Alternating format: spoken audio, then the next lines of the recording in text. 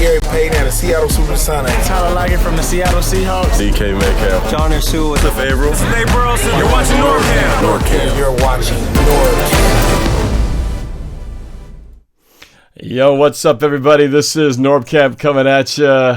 As I said in the title here, I'm going to take this opportunity to take one final look back at that amazing Monday Night Football game between the Seahawks and the 49ers and the win that we got, and look ahead at this Sunday matchup against the Philadelphia Eagles. And I'm going to bring a couple of guys on here who've collaborated with before to do that. Before I do, just a quick to let you know, we will be taking calls in this segment, so just dial the number that you see on the screen, 515-606-5121, and then enter the code 696153 when prompted, and you can join in the conversation. We'll be going for like about an hour plus or so, see how it goes, and let's just get the conversation going about this team and where we've been and where we're headed. We got people blowing up the chat, which I appreciate. Let's see who we got in here. We've got Anthony D, Flesh Cannon, Lil the Boss 554. Thanks for jumping in here. Cringe Lord, Landon Weaver. Thank you guys. Tyler Parcher, belated happy birthday again. And you guys keep the chat going. We will try to keep an eye on that, as well as taking calls to answer what questions we can. But without further ado, let me introduce my guest for the day. We've got Noah Boelter, DJ Squabo, and Calvin Domingo, Steezy Way. What's going on, everybody? You guys remember these guys last time we talked, and these guys have a sports podcast. They know lots of, not just football, not just Seahawks, but all sports, all things sports. So I'm glad to have a couple of experts on the line here. They also happen to join me on the Seahawks viewing party at that Monday night game. So I was happy to have these guys at the table with me, and hopefully it won't be the last time, right, guys? Oh, yeah. Definitely.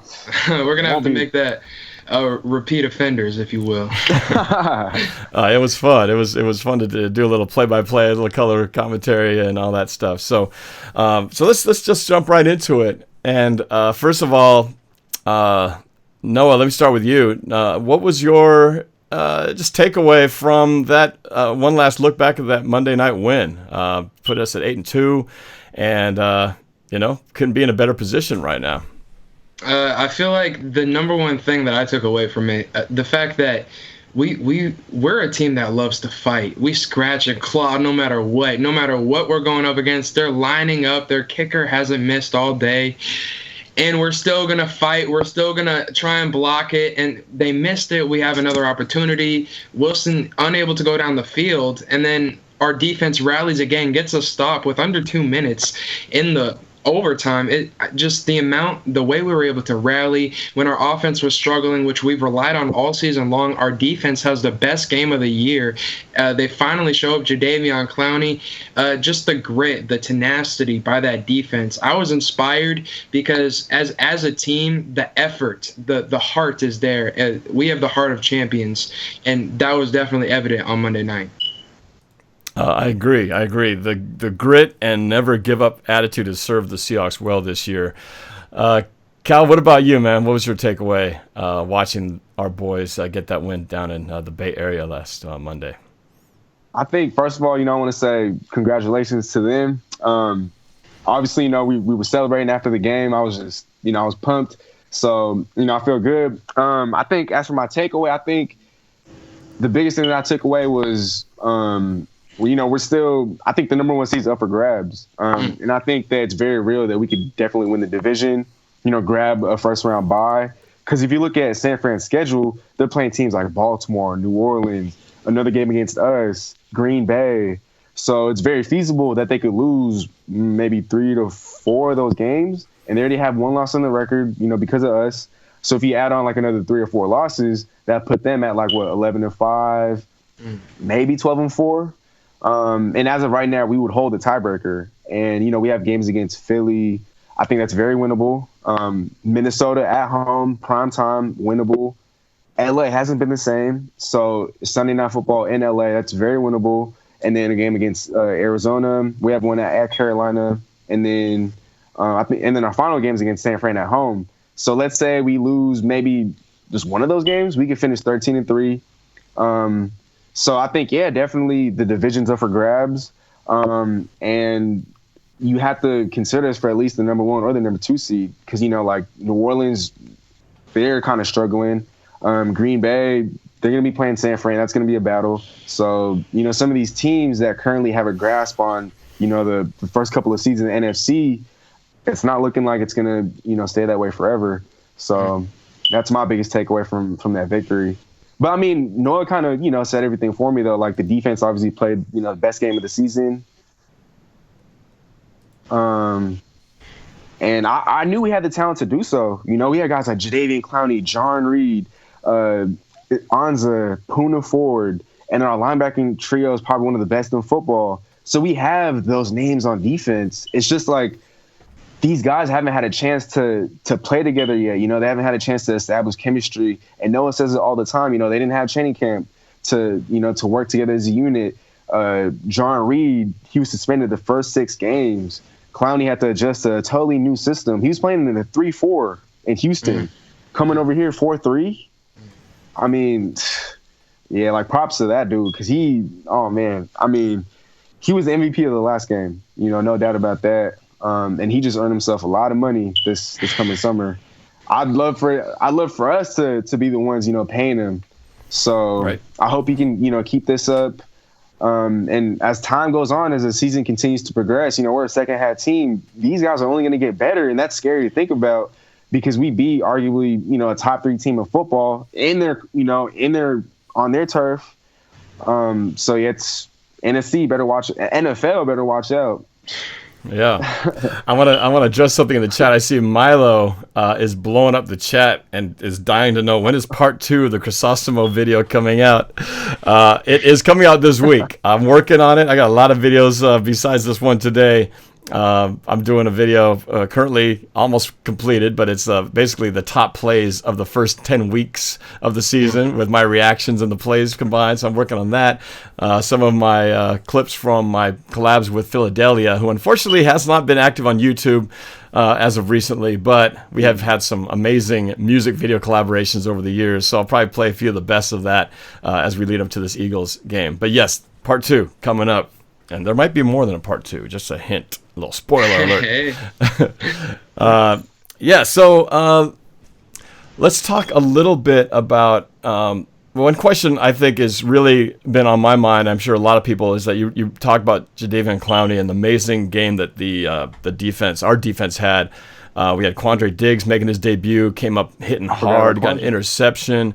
It just seemed like a different team out there. And the big question I wonder is this what we should expect moving forward for the rest of the season? Or was it just that night? What's your feeling that, we've seen what we thought the defense was going to be for the entire, 9 weeks of the season, and then this happens. So what's your feeling? Is it going to be like this, or is it possible we might regress back to what it was? What's your thought on this? No, I'll ask you that question. Such a tough question. You want to just say that's going to be every single week for Seattle going forward. Norm. Yeah, I don't know if we can make that promise. Honestly, what I really saw as different in this game, other than the impact that Jadeveon Clowney had, because he was playing out of his mind. He can do that any given night. That's an any week thing. I don't think he's going to have that level of impact every single week, but he's been making plays all year long, and the fact that he was able to make more last week than the rest of the season, I think you got to give a lot of credit to the coaching staff and their ability to get him involved at the right time. But what I heard Pete Carroll talking about after the 49ers game was about how the safeties, Bradley McDougald and Quandre Diggs, were really able to get after it. And we talked, when we did the live stream ahead of this game, we talked about the impact that we thought Quandre Diggs was going to have. I'll be the first to tell you, I was shocked by how he was able to affect the ball game, an interception, multiple jarring hits, 2 wide receivers, really knocking them out of position multiple times, knocking the ball loose. He made them uncomfortable. The same kind of impact that Cam Chancellor used to have was the impact that Quandre Diggs and Bradley McDougald were playing with. So you asked the question, are we able are we going to be able to sustain this? I think to a certain degree, yes. I don't expect us to have as many sacks or as many hard hits all throughout the season because we're amped up playing the 49ers. But I definitely think we have improved, and we're not going to go back to seeing the defense that we saw through the first, 9 games? Mm-hmm. Right. Well, we can definitely. I would like to hope that this is a new look D that is just going to continue. And I do agree. I think it's something about having where you have faith in the safeties back there, that the linebackers don't have to try to do too much. They can just do their job. The front four can do their job. And I think is when people start trying to do too much because they think I got to help these guys out, so I better do this. Then they start doing too much, leaving gaps open and things like that. So I'd like to think that it's a combination of the two. But yeah, so I think a lot of room for optimism. But the Eagles are a desperate team, and they're trying to stay in the hunt with in the East with Dallas, and this is kind of a must-win for them. If they lose this game, I don't know if there's a chance they could even catch them the way Dallas is playing right now. But we'll talk about the Eagles in a second. Let's get to a couple of calls here just to get a few people who have been already waiting patiently, and then we'll talk about the Eagles in a moment. But let me start here with my good buddy Sam Dog, who's in the house. Let's see if this is working. Sam Dog, are you with us? Uh-oh. Sam Dog? Oh, man. Don't tell me about technical difficulties. Uh-oh. This is what happens when we don't troubleshoot things in advance. All right, I'm going to have to do some troubleshooting on the fly because that's what we do when it's live TV like this. Sam Dog, hang on there. We're going to try to get this thing working. While I'm doing this is a perfect time to tease over to you guys. Let's talk about that Eagles game. Calvin, let's start with you, man. What's your take on the Eagles right now, and what's it going to take to get a win against the Eagles on Sunday? Ooh, it's going to be tough. I mean, like you said, the Eagles are desperate, and we say this on the show all the time. When the Eagles are desperate, they tend to show up. Remember that game, that primetime Thursday Night Football against Green Bay? I think they started the season off, what were they, like 1-3, 2-3? I'm not too sure, but they were having a rough start, and they were able to, come to Green Bay and beat the Packers in Lambeau. And it's rare, or I don't want to say rare, but it's not that often that a team goes into Lambeau and beats the Packers on their home turf. So this game is in Philly, and like you said, the Eagles are going to be motivated. So this game's going to be tough.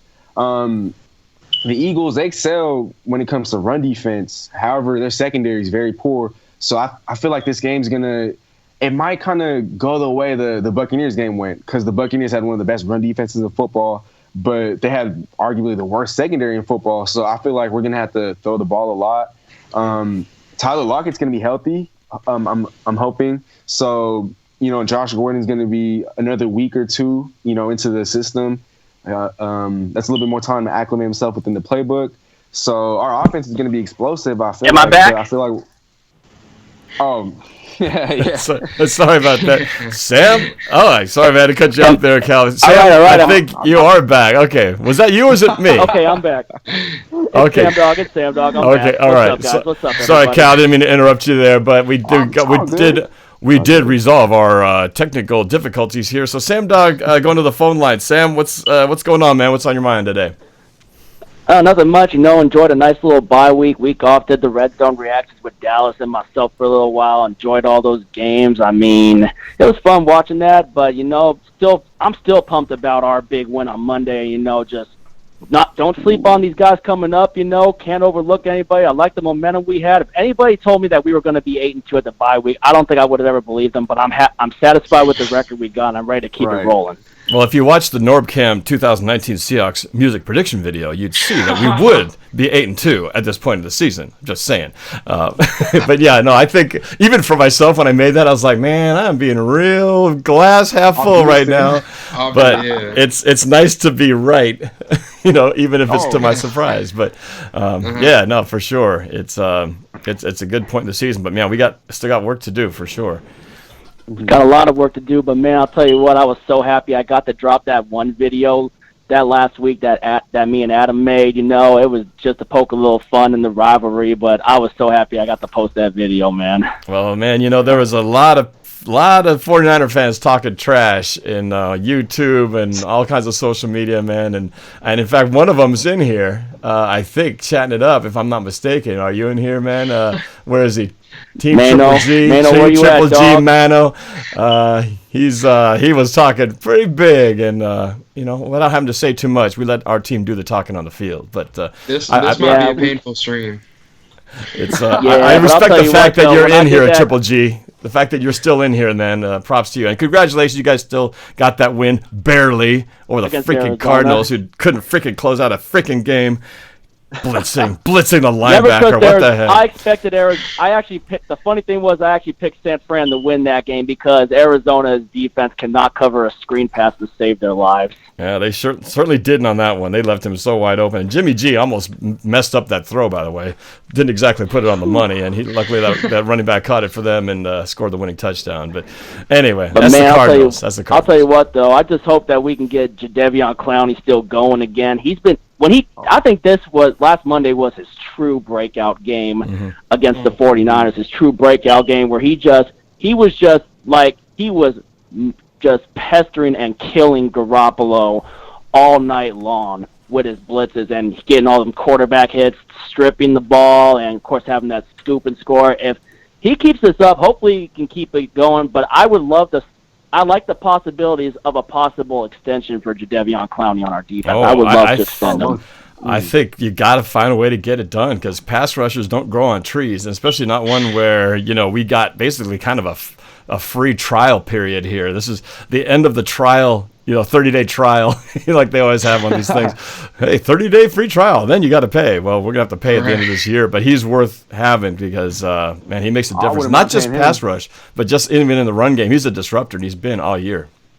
Mm-hmm. Hey, Calvin, were you down at that game in Santa Clara last Monday? No, I was actually at Norb's watch party. Yeah, I was watching with my dad I was watching with my dad. I know Anish was down there. Shout out Anish Kumar. Shout out Kenny Burns. Shout out Seahawks videos and Greg Woodfill. I know they were all down there. That had to be a hell of a game to be at. But man, we were just going hype. But hey, Norb, should I tell these guys about that video?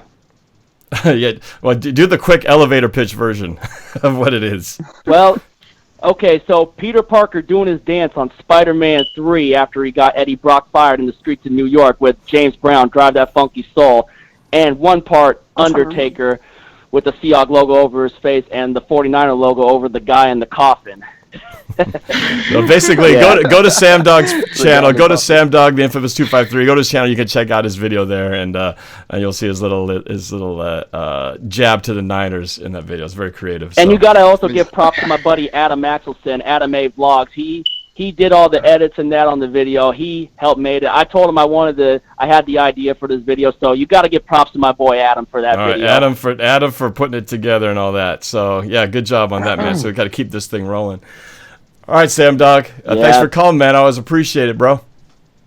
Calvin and Noah, man, hopefully we can get this going again sometime soon if you guys come back in, man. It's good to connect with other Seahawks super fans. Hey, I'm digging the Peyton jersey in your background, Calvin. I love Gary Payton, man. My all-time favorite Sonic. Yeah, there you go. I can't forget that Russell Wilson. That's right. Oh, Two yeah, greats. man. Russell Wilson either. I got 2 autographed balls from Russell Wilson, man. 2 autographed footballs. But also, you guys can find me at Sam Dog, the infamous 253. And I will post the link to the video once you get this up and going, Nora, for everyone to look back on and watch. I will post the link to that video so everyone can get a good laugh out of it. All right. Sounds good, man. All right. Thanks check for it out. letting me get the quickie in there. Yeah, it's a pleasure. Nice to meet you, Calvin. All right. You bet, Noah, Sam Dog. And if you ain't with it, you ain't infamous. And as always, go Seahawks. All right. Thanks, Sam. Norm. Go Hawks. Yeah, you bet, man. Take care, man. Go Hawks. Go Hawks. Go Hogs, baby. All right, let's get one more in here. Let's go to Devin from Puyallup. Devin, you're on with NorbCam and with Cal and Noah. What's up? Hey, Norb, buddy. What's up, dude? What's new? Hey, man, we're 8-2. That's what's new. Yeah, I know. It's like, oh my God. When you look at it, I think we can win the division, 8-2 overall, and then when you look at the division, we're 3-0. I think we can win the division. I mean, I see we're a lot better than we first were. Our defense is a lot better, and was not leaking a boom. Oh my God, holy shit, good. But I think it's a good defense. It's a good defense, solid defense. And do I think we could go to the Super Bowl? Yeah, maybe. But I think we can go to the Super Bowl if we beat the Niners, and if we keep playing the way we play, if we play smart, competitive football, if we don't do stupid things. Well, I think, the thing I feel about this team is that historically we always start playing our best football in November and December. That's a fact. And, we're kind of slow to start, and we always finish strong. And this is that time of the year where we get things rolling. And if that last game is a sign of things to come, I kind of like the way this is trending.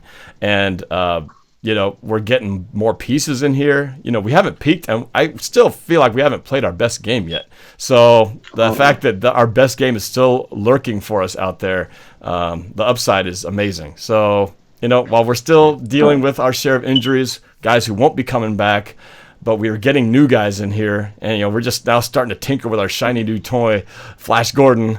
Josh Gordon just scratching the surface on that sucker, and then Quandre Diggs, just starting to make an impact, and now Clowney starting to feel like he's hitting that gear that we know he can hit. So, a lot to look forward to, more upside, and it's we're still best football still ahead, in my opinion. Yeah, definitely. Yeah. Well, thanks, David. Appreciate the call, man. Yeah. Yeah, hey, you're welcome. And hey, by the way, if you guys love video games, if you guys love Madden, be sure to check out my gaming channel, The Hawkhead. It's capital T, The Hawkhead. THEAKWKD. Okay, all right. Video game channel right there. Go check it out. All right, Devin, thanks for the call, and go Hawks. All right, let's get one more, and then we'll continue with a little bit more breakdown of the Eagles. Let's go to the 5. No, take that. Let's go to the 360. What's up? Who's this? And where are you calling from? Hey, what's up, guys? Calling from area, Bremerton area. Oh, from Bremerton? All right. Yeah. All right. And I didn't catch your name. PJ. PJ from Bremerton. All right. PJ, what's up? First of all, I want to say what's up to my Filipino brothers. Hey, that's right. Hey, He's always in the house. And, What's going on, my brother? I just want to... Hey, what's up, yo? I just want to say that Quandre Diggs reminds me of Lawyer Milloy. I don't know about y'all. It reminds me of him. I like that one. Yeah. I like that one. Since we all call our elders Uncle Pete, man, I think I think what he's doing is, like, if you look at every season, he's actually... we always start off slow and do big things, like you mentioned earlier about November, December. But it's dangerous what he's doing, man. If you look at the patterns, it's scary, because if you play a lot of zone and man, right? When you play a lot of man, you need good safeties, and Quandre and Bradley is the ticket, and we're playing a lot of man now. Now, since we're playing a lot of man, that's going to work out for our front four. Look what happened with the Monday night game. So I think it's going to get a lot better, like, moving forward. That's just my opinion, y'all. So, yeah. I love that addition of that combination in the backfield. I've always liked McDougald, but I really like him at they got him at he's a strong safety now, right? Isn't Quandre at free? Isn't that how they use him at yeah, he's at free. Isn't that how they did it? I think it was going back and forth a little bit, because I remember Quandre playing some strong. Okay. Well, it's nice because Quandre kind of, I think Lawyer Malloy, that's a good comparison. He's not a big monster like Cam Chancellor was, but he does have that hitting factor, though. So, guys will have to start thinking twice when they're going over the middle or, entering into his area. I love that, because I feel like that's one thing we hadn't had, is that physicality in the backfield. And now it's like, okay, there's a guy you got to watch out for. Put your head on a swivel. And that might give these guys alligator arms when they think about catching that pass over the middle. So, he was a game changer, in my opinion. He was a game changer of the whole game, because if you have to have a good center fielder out there, and we finally got one. So, for sure, man, for sure. So, all right, well, thanks for the call, PJ. Appreciate it, man. Cool, man. Peace out, guys. All right, take care, PJ. Hey, take care, PJ. It's funny. I got people in the comments. First of all, Team Triple G Mono from 49ers fan. He says, thank our kicker. Yes, thank you. We've been bailed out. We've been bailed out by 2 kickers in our division alone, who have basically given us wins due to bad misses.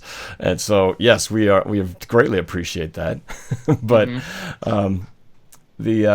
somebody's mentioning about the chirping smoke detector, courtesy of Cal. Oh, I'm sorry about that. It's all right, man. Hey, we all, it's something we all have to deal with in life. So, it's right. all right. It's the Seahawks chirping. It's the Seahawks chirping in your ear, telling you, hey, watch out for this game. All right, so let's talk about the Eagles. Noah, I want to get your take now on what's it going to take for Seattle to get the win against a very desperate Philadelphia Eagles team. Norb, in this game, I really like our chances, and here's why. I feel like we match up well against them on both sides. Their air attack has been flawed all season because they're without Deshaun Jackson. They've been without Alshon Jeffrey week to week. Aguilar can't hold on to the ball when he's there, and he's missed some time too. Their receiving core hasn't been their strength this season. They've been trying to establish the run game, but even that hasn't been going all too well for them.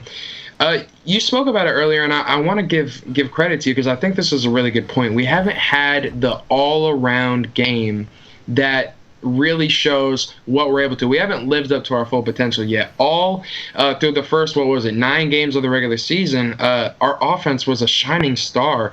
MVP level Russell Wilson, one of the top running attacks in the league. And then all of a sudden, our offense sucks, and our defense finally does what they've been unable to do all season, which is exactly what we wanted them to do all year long. So once we're able to get our offense and defense on the same page, clicking on all cylinders, let's not climax a little too early here. Let's save it for the end of the movie. But I definitely think if we're able to do that come playoff time, we're gonna be unstoppable. For this Philadelphia Eagles game specifically, I would expect our defense to play very good the same way they did against San Francisco. For this week specifically, because we're coming off a bye, we're on the road. It got moved out of prime time. It's on 10 a.m. And I think these guys they eat off of all the things, all the people saying, look, we shouldn't be on national TV. They're going to take that as motivation. They're going to try and say that the NFL is trying to make this harder for us. They're trying to make it impossible for us. They don't care about us because we're in the top northwest, the farthest corner in the NFL. And that's why they're putting us on a slate where no one's going to watch. I think they're gonna crave it. They're gonna eat it, and I think those young guys are gonna rally off what happened last week. I noticed not nearly as many defensive miscommunications in the secondary against the 49ers as there were against Tampa Bay. It was improvement on every asset of it. The linebackers played better. We saw the 2 dropped interceptions, and it's because Bobby Wagner and KJ Wright knew what they were calling offensively. We saw plays. Norb, I remember looking at him with you where Bobby Wagner was jumping down and started running before the ball was snapped, and he was going exactly where the ball was ending up because they knew what was going on. Give him credit. I think this week specifically, what our keys to the game have to be, obviously you want to keep Philadelphia off the field, establish a run game, but Russell Wilson's going to have to be the one to win this game. And I say that because that Eagles front 7 is not a joke. It's not something to be messed with. Their secondary is their weakness, as Calvin alluded to. And Russell Wilson to Tyler Lockett, that connection is unstoppable. So I'd say Russell Wilson, I need at least 2 to 3 passing touchdowns this week. And then defensively, I'd say if we can hold them, slow down the run game, and that's our strength defensively. As long as we're able to hold down the run game, I'm not too terrified of their pass attack. Deshaun Jackson is still out, right? Yeah.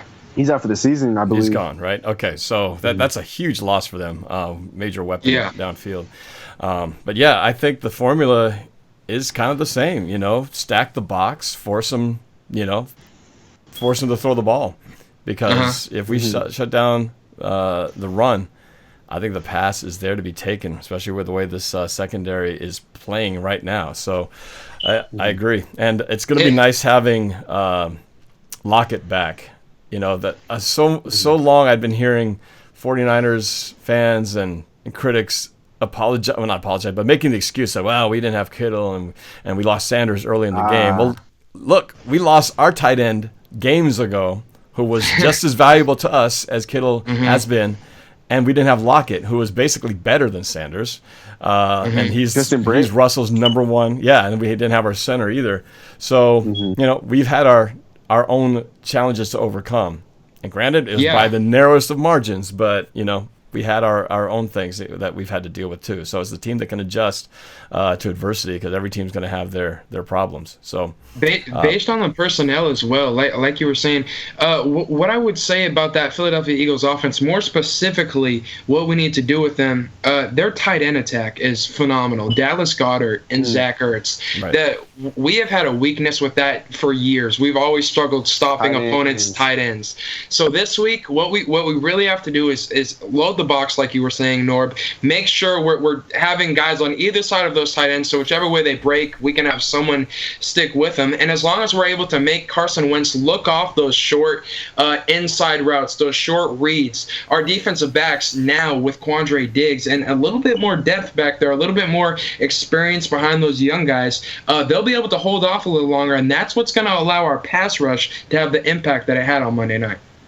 I think KJ Wright, depending on what defense we're running, he may have his hands full trying to cover Ertz out of in passing routes down the field. Quick question: I haven't talked much about Jamar Taylor, nickel corner. Not the most stellar game. What do you guys think about him? And as we move forward, because we were doing a lot of base defense, didn't do a lot of nickel early on, and we were in nickel much more in this game. But question is, is he getting it done, or what do you feel like moving forward with this game? Are we going to see more of him? What's your thoughts after watching him play Monday night? Calvin, you can talk to it. I thought he had a solid preseason. I feel like we should still, definitely give him a shot. He didn't have the best of games, but I feel like at this point, do we really have a better option? So I feel like, just continue to stick it out. And hopefully, we'll continue to see some of those signs that we saw in the preseason. As Noah alluded to earlier, Philly's passing attack isn't nearly what it once was. And we don't even know if Alshon Jeffrey's going to come back. So, and then Philly's also dealing with running back injuries, as Jordan Howard, he missed his past game against New England. He might not play against Seattle. So Philly's dealing with a lot of injuries, and maybe he won't even, see the field as much. So maybe he'll just be relegated to completely special teams duty. But I think in the limited snaps that he is going to play, he'll be able to have a solid, somewhat of a bounce back game. So I expect him to continue to stick in that nickelback spot and keep doing what he's doing. And I think you raised a good point, Calvin. Remember last week we were talking about Justin Britt and how he's gone. What's the impact? What are we supposed to do? Are we supposed to trade for a center or try and find one somewhere? And what I said about that was, honestly, for this season, Joey Hunt's our guy. We got to stick with him. We got to embrace him. We got to roll with him. Mm-hmm. And it's the same way with Taylor. We got to just trust in him in the nickel spot.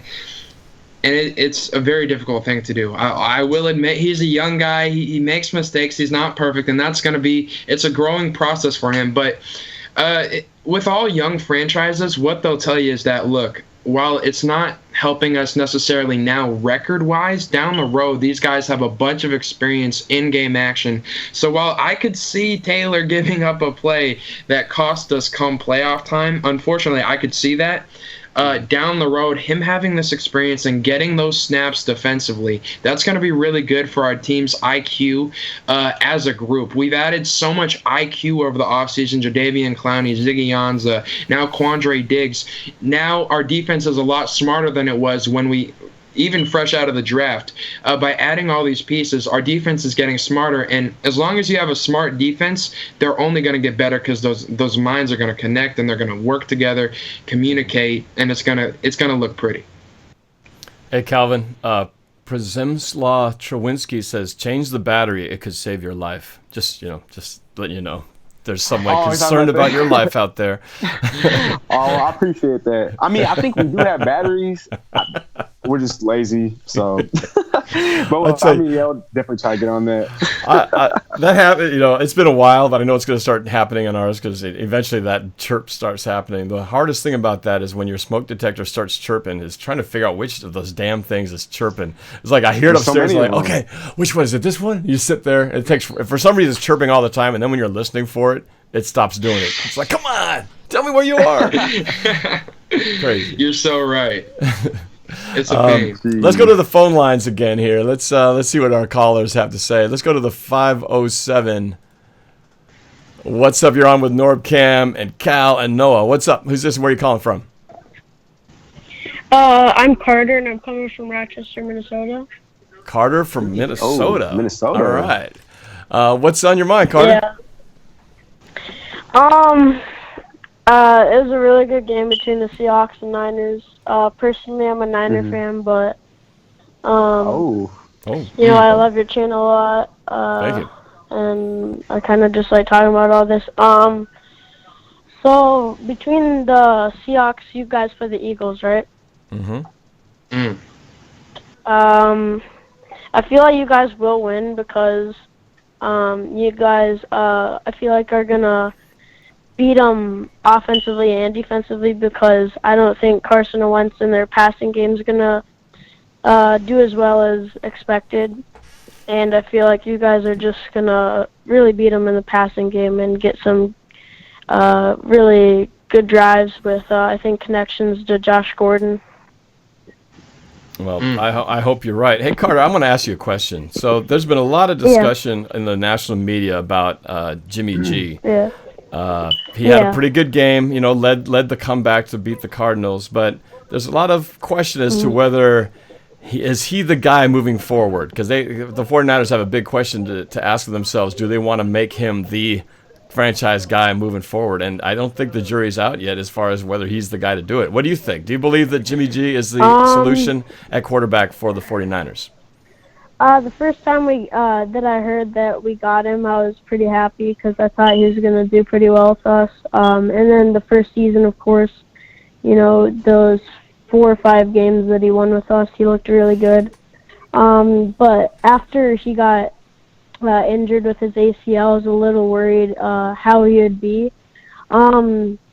He's struggled a little bit this year. I'd like to see him put his interception numbers a little lower, and I mean, usually throws around 1 or 2 interceptions a game, which, of course, that's not great. But he's kind of got our offense going a lot, and he's kind of fueled us to get these comebacks. And like we beat the Cardinals this week, I thought that his 425-yard passing game really kind of got our team the win, kind of fueled all the offense and got Deebo Samuel and the rest of the weapons on offense really going. So what I hear you saying is that you do believe he's struggled, but you believe he's the guy. I think he's our franchise quarterback. I just feel like he's kind of everyone. I feel like in the locker room likes him, and I feel like the coaching staff with Kyle Shanahan and John Lynch kind of feel like he is the guy, and we're just going to have him improve even more and more game by game. And I feel like because before we got him, my family and some of my friends, our 49ers, we were discussing if we should draft a quarterback. There was Josh Rosen and some other guys. But I kind of felt like we shouldn't because, we were going after Jimmy Garoppolo a little bit, I heard. And I thought, he's a good quarterback. It's just the only reason he's not a starter is because he's behind Tom Brady.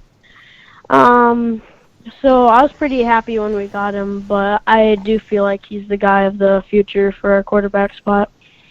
Yeah, he might be just getting you with that daringly good smile, honestly. Jimmy G, I feel like with him, we have to give it a year. The thing with him, because he hasn't started a whole season for these 49ers yet.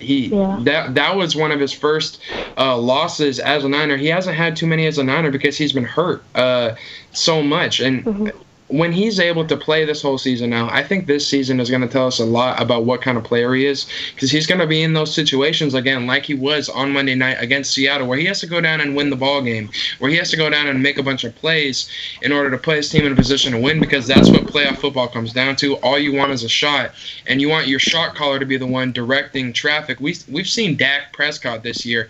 I have to give him props, because he's been really calling the shots. He's been directing traffic over there for that Cowboy offense. And he's been facilitating W's for them because of it. San Francisco's won more games, but it hasn't been because of Jimmy Garoppolo. Yes, he did a good job against the Cardinals, but it's the Cardinals. Everyone has been able to attack their defense. It's not anything about them. And what I saw that he did against Seattle's defense was unimpressive.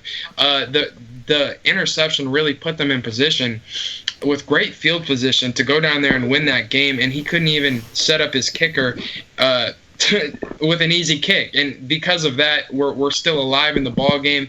We believe in our shot caller more than the 49ers believe in theirs, as much as you guys don't want to admit it. And it's Russell Wilson, just with him, with the game in his hands, you trust. You know that he is going to do everything within his power to get it done. Jimmy G, I don't trust him. I don't trust his decision making, and at quarterback position, that's one of the biggest things. You got to be able to know when you should take a risk and when you should just eat it or throw the ball away. And I don't think Jimmy Garoppolo knows how to do that yet.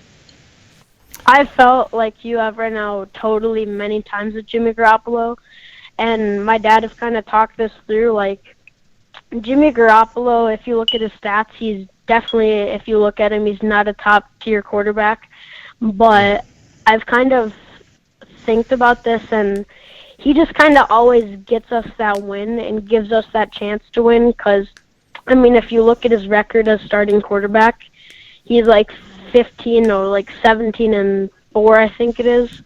So he's just really got us going, I feel like, and gave us a chance every time to win. So that's just kind of how I feel about Jimmy G. All right. Well, thanks, Carter. Thanks for the call. 49er fan living in Minnesota, calling on a Seahawks channel. I love it. Thank you. All right, thanks for the call, man. I appreciate it. Thank you. My feeling is I hope the 49ers make him there and pay him big time as to be their future franchise quarterback, because I don't think he's that good. The Rams went all in with Goff, and I don't know what you guys think about his year so far, but I'm starting to see that without Todd Gurley as the real central piece to that offense, and now that he's not what he used to be a couple of years ago when he was an MVP, Goff is being exposed for what he is, and he's not that good. And I feel like Jimmy Garoppolo is kind of that same mold where he's got a lot of pieces around him. When all the other pieces are playing well, he looks good in the process. But when it has to be, those pieces break down, and now it's on him, Jimmy G, time to get it done. I think we've seen what he tends to do. So I would love it for them to go all in on him. And then all we have to worry about in the NFC West is Kyler Murray. Then let the other franchises go down with their quarterbacks of choice. But that's just me. That's just me. We are very lucky to have Russell Wilson. Really lucky. And I say that because you can say how, John Schneider was a genius knowing to pick him up. But look, he was passed over 2 rounds. Even the Seahawks passed him over 2 rounds, and luckily in the 3rd round we got him when we did, because wasn't it the Redskins or the Vikings or the Eagles, or I can't remember. There's some teams who were Eagles. Eagles were that close to getting him, and we just snatched him away just in time. And man, I'm sure if we could go back in time, they'd approach that draft in 2012 a heck of a lot differently. But we're the lucky ones who get to call him ours and probably keep him for the rest of his career here in Seattle. But it's nice to not have to wonder, wonder what we should do at quarterback next year, because there's absolutely no doubt we've got one of the best quarterbacks in the league and will be for many years to come. Except for when they were saying he might go to New York. That's true. Well, and we were on that. That was when the contract thing was going on. I'm glad, though, that we got it done quickly, early. We didn't have to deal with a bunch of off-season training camp drama. Where's Russell going to go? And we got that done, and it worked out great. And I don't think anybody's questioning that. Was it worth the money? Heck yeah. Oh, no. MVP candidate. It brings me up to another discussion. So there's been a lot of talk. Lamar Jackson versus Russell Wilson in the MVP category. And I got to say this first, is that I'm a fan of Lamar Jackson. I want to see the Ravens continue their AFC domination, because I think they're a fascinating team, and Lamar Jackson is just fun to freaking watch. Now, as far as who's the better MVP candidate, Russell versus Lamar Jackson, I still think, I made a case about this a couple of videos ago, that I think Russell Wilson, for all things considered, Russell Wilson should still be the front runner. But right now, Lamar is kind of the exciting flavor of the week right now.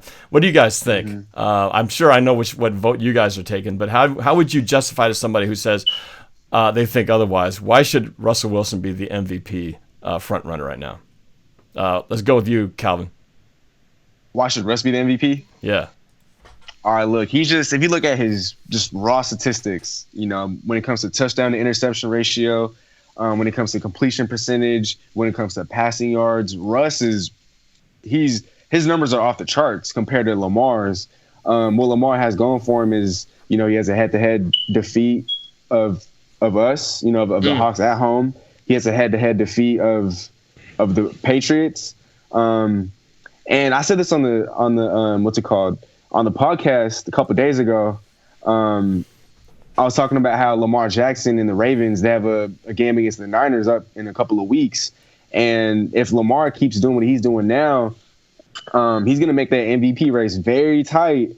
Because let's say he goes into San Fran and leads the Ravens to, a victory over the Niners, then people, who are voting, they're going to look at the people who's looking to make a case for Lamar. They're going to be like, oh, he has a head-to-head defeat or head-to-head victory over the Patriots, the Hawks, the Niners. I think they're playing Monday night next week against the Rams. So that's going to be his biggest case. But I think right now it's still Russ. Like I said earlier, raw numbers. Because our teams are doing just about the same. Baltimore's 8-2. We're 8-2. So you can't really – it's hard to bring up like an argument over, his team's doing better, our team's doing better. Our teams are doing essentially the same. We are playing in a tougher conference. The Ravens are playing in an AFC, and they've played the Bengals twice already. They feasted on the Dolphins. They feasted on the Cardinals. So they've had some weak teams on the schedule. So I think as far as strength of schedule goes, you'd have to tip the scales in Russ's favor. I think those are some of the reasons why Russ is definitely still your MVP if the season were to end today. Well, Noah, what do you think? The thing with Lamar Jackson that we're not giving enough credit to Russell Wilson about is that Lamar Jackson has pieces around him that would really help a quarterback situation. His offensive line is really good. He has a nice running back alongside him. Defensively, they get the ball back. He has a really good defense, and they've played like it all season long. And being in the AFC, you have to take that into account. Russell Wilson in the NFC, harder schedule. We're playing a lot of tough teams. I know the Ravens have had signature wins all year long, but when you talk about the MVP race, this is what it comes down to. It's a year-long race. It is not a sprint. It is a marathon. All year long, you're building your resume. You're adding to your stats. You're padding things. You're showing people different scenarios. Given against this defense, I can do this. Against this defense, I can do that. What Russell Wilson has shown us is no matter what hand he's dealt, with Luke Wilson and Will Dissly gone, he can make Jacob Hollister the MVP of a football game. With Tyler Lockett on the sideline and Will Dissly still out, he can make Josh Gordon, who he signed last week, the star of the game on key downs in overtime that helps us go down and win the football game.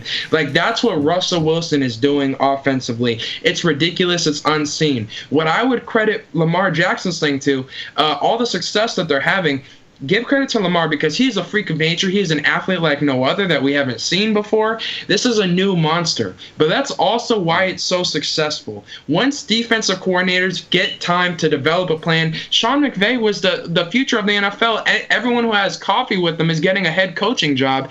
And now look at him this year. That offense isn't as effective. And because of that, more is being put on Jared Goff. And that's why we're seeing Jared Goff fall off.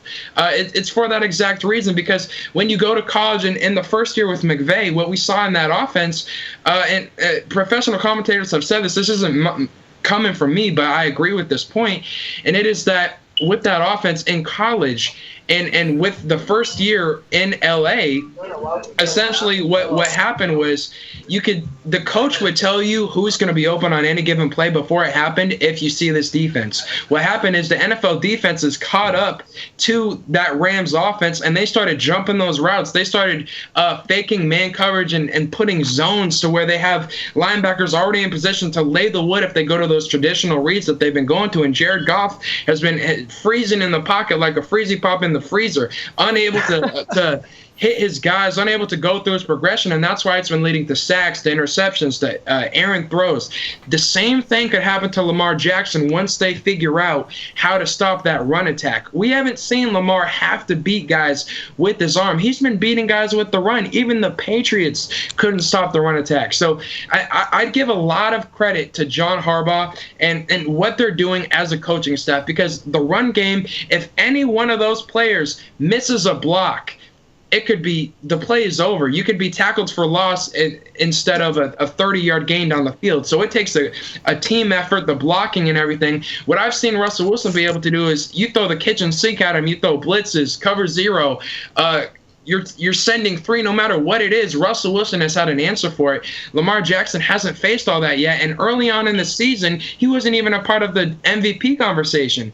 It's about longevity. It's about season long, and if Russell Wilson is able to maintain his level of play, considering the tools and assets at his reach compared to what Lamar Jackson has been doing, you got to give it to Russell Wilson. He has the edge. It's a longevity game. Russell Wilson has been one of the top names in the MVP conversation the whole way. Lamar Jackson, like you said, Cal, can definitely make it interesting with the tough schedule down the road. But if Russell Wilson keeps playing the way that he's playing, it's his MVP to lose. Right. Well put. Well, I'm convinced just listening to you, and I was already, on his side. I'm even more convinced after that compelling speech and argument. But the other thing too is Lamar Jackson. Probably the one thing he's got to watch out for, because he can definitely run. One of the best runners I've ever seen, but he can prove that he can throw the ball too.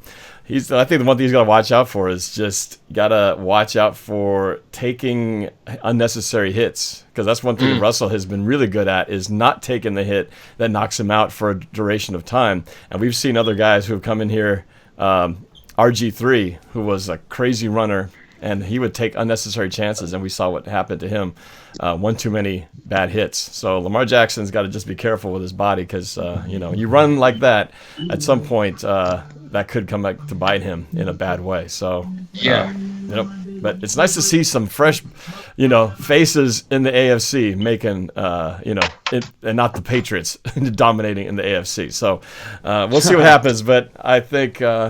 Hopefully people come to their senses when it comes to the MVP voting. Let's go to a few more calls here while we still got a few more minutes. Let's go to the 253. What's up? You're on with NorbCam, Noah, and Cal. What's on your mind? Hey, guys. I just wanted to ask, what constitutes a Super Bowl team? And, do we have those things? Is it blue chip players? Is it, the quarterback QB combination? Is there enough, to actually qualify us as a Super Bowl team, or just not enough consistency right now? Cal, you want to take this one first? Yeah, I think so. The two biggest ingredients you need: a great head coach and a great quarterback. We've had those for a while now. Great quarterback, great head coach. So I think that automatically makes us every year playoff contender. And so when you add in a great quarterback having an MVP level season, of course the team's going to be in the Super Bowl conversation. I think, every year that we're in the playoffs, we always have a chance, and as I've been saying it, when you have the best quarterback in football, you have a chance against any team. Like that game against San Fran, arguably San Fran's a better team than us overall. Like there's a point that you could make that San Fran's a better team than us, but like I've been saying, we have the best quarterback in football, so that always gives us a chance. And when you have a chance against any team in football, you're definitely a Super Bowl contender. And then you add in guys like, Tyler Lockett, Josh Gordon, on defense, Jadeveon Clowney. Like I said earlier, we have all these names on defense, Bobby Wagner, KJ Wright, Quandre Diggs is stepping into his new role, Bradley McDougald, solid as always. And we have great coaching overall. We have a great fan base. Home games are, always packed. So we definitely have all the ingredients of a Super Bowl team. So, and I mean, we're winning on the road. Some of the things that have plagued us in the past is, how we start seasons. We tend to have slow starts. We tend to struggle on the road. And this season, we're having a strong start. We're doing well on the road. And Russ is just playing out of his mind. And so I don't really see any team stopping us at this point. Noah? The only team that can stop us is us. Yeah, Noah, are we a Super Bowl team? No question about it. The Seahawks, like Cal said, with quarterback and head coach, that's very important come playoff time, because on offense, that's your signal caller, and in terms of play calling on offense and defense, that potentially can be your signal caller with your head coach. What Pete Carroll has done for our defense, rallying them together, the energy, the atmosphere in the locker room. People come to Seattle and they want to stay in Seattle. People go to New England and then they want to come back to Seattle because they understand what it's like to be in a unique locker room in Seattle. What Pete Carroll has done with that, the atmosphere, the honesty, keeping guys involved, keeping guys interested, getting those negative faces and negative attitudes out of the locker room as of late. He's done a nice job.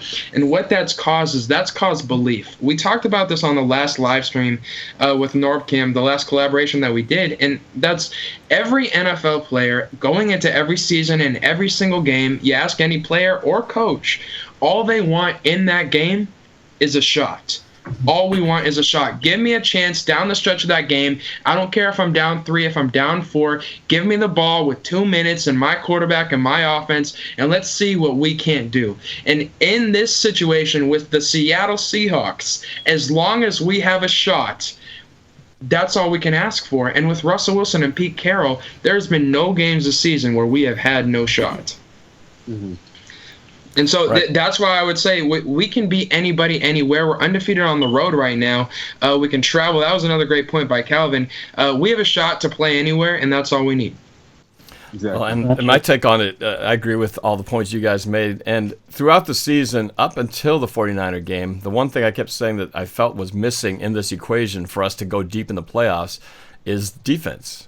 And it was part of the reason why I kind of wavered on my prediction about beating the 49ers. At the last second, I went back and said, no, we are going to win that game. And we did, in the manner that I thought we would. I thought it would be a field goal winning game. And sure enough, that's what it came down to.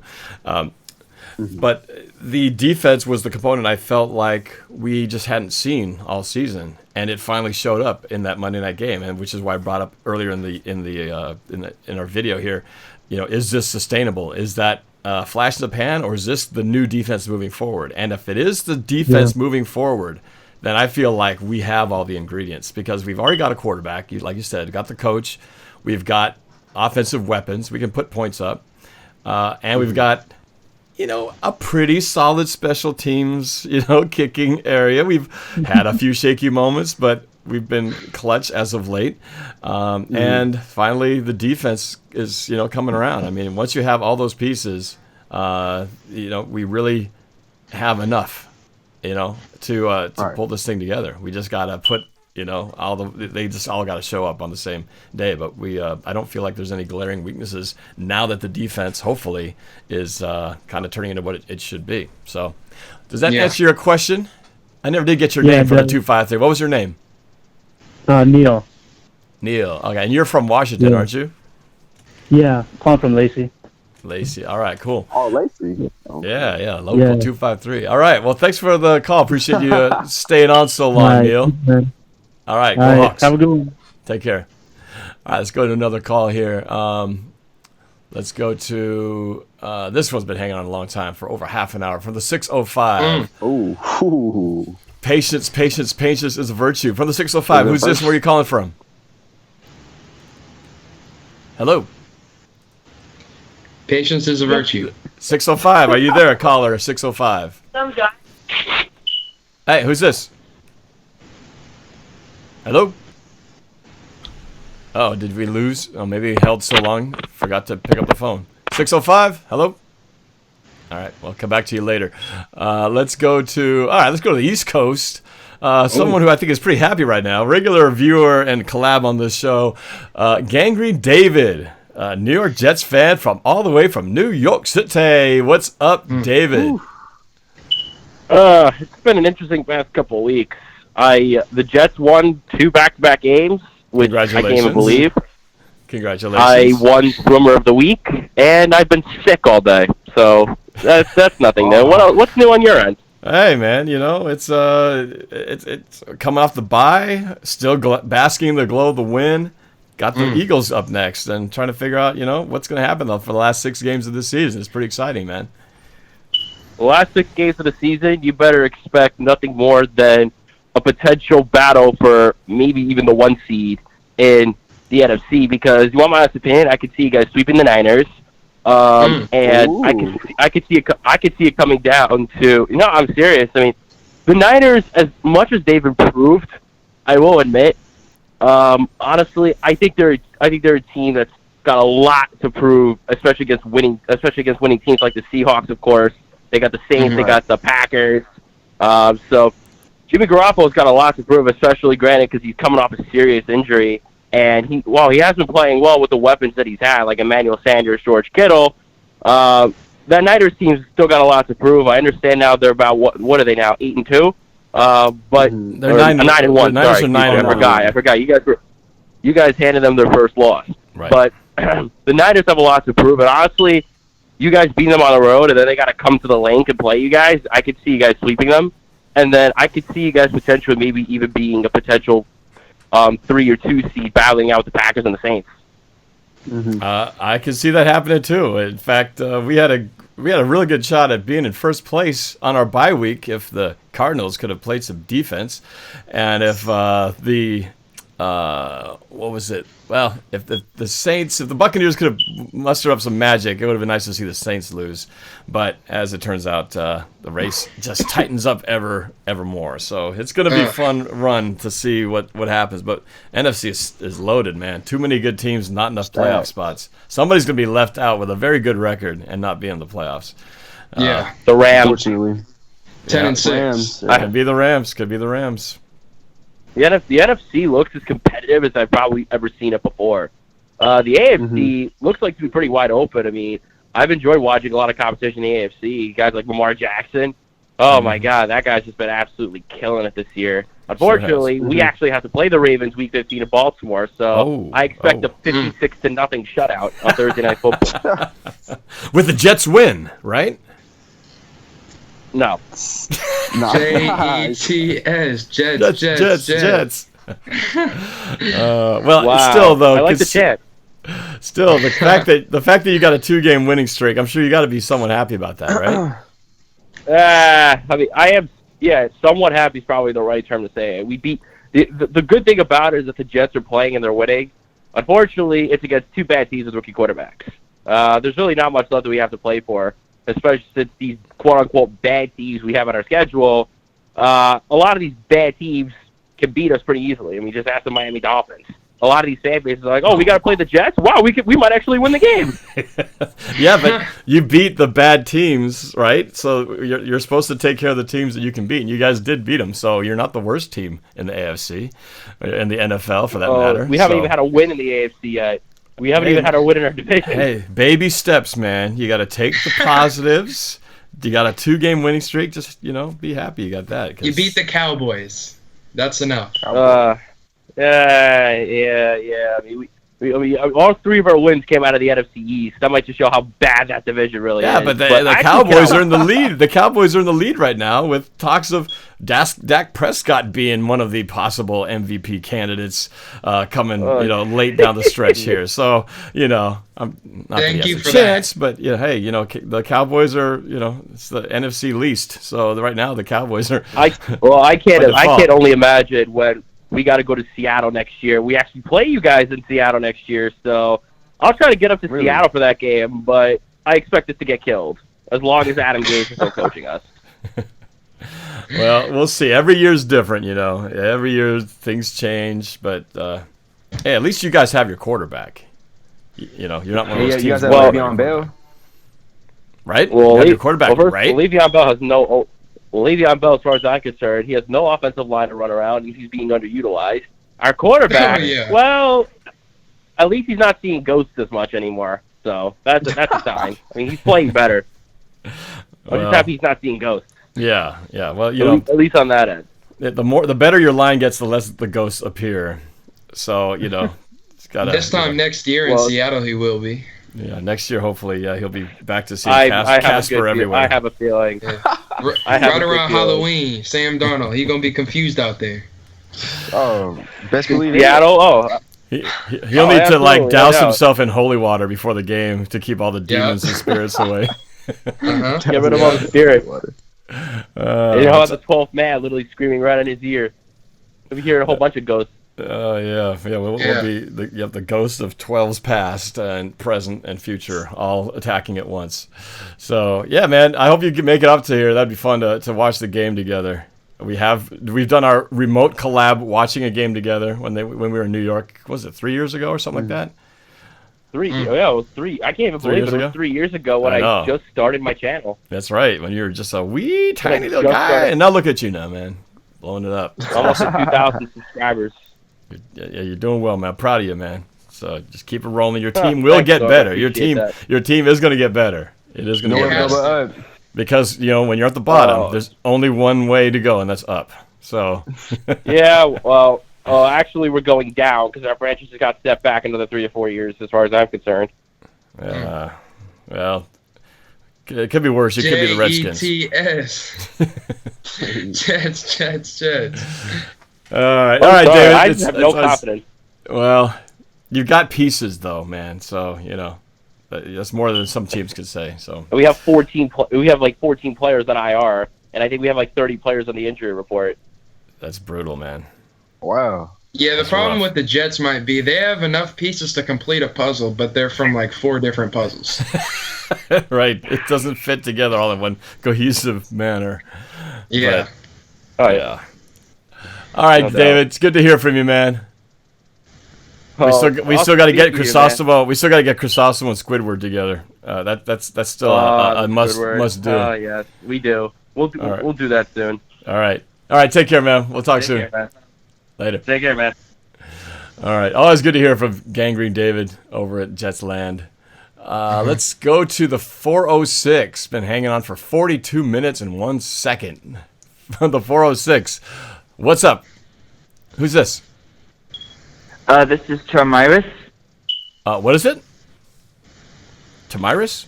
Telmiris. Okay. And where are you calling from? From Beat, Montana. Okay. All right. What's on your mind, Telmiris? Do you think we're a Super Contender? Do I think we're a Super Bowl contender? Well, we just had this question, didn't we? We went into quite a bit of a breakdown. I think the unanimous and simple answer to that question is yes. Right, boys?